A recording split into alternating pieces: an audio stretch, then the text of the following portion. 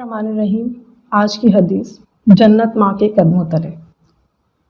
حضرت معاویہ بن جہیمہ رضی اللہ تعالیٰ عنہ فرماتے ہیں کہ میرے والد جہیمہ نبی صلی اللہ علیہ وسلم کے پاس گئے اور عرض کیا، اے اللہ کے رسول صلی اللہ علیہ وسلم، میں جہاد میں جانا چاہتا ہوں، مشورہ حاصل کرنے کے لیے حاضر ہوا ہوں۔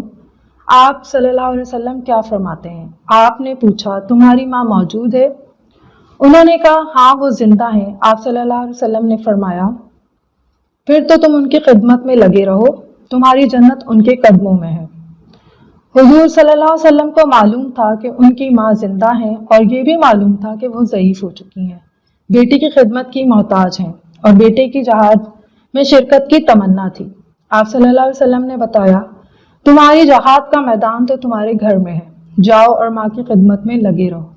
اس حدیث کا ہرگز یہ مطلب نہیں ہے کہ جس کے والدین زندہ ہوں وہ دین کی خدمت کے لیے نہ نکلے۔ بیشتر صحابہ کرام رضی اللہ تعالیٰ عنہ کے والدین زندہ تھے اور وہ جہاد اور دعوت دین کے لیے باہر جاتے تھے۔ اللہ تعالیٰ ہمیں عمل کی توفیق عطا فرمائے۔ آمین۔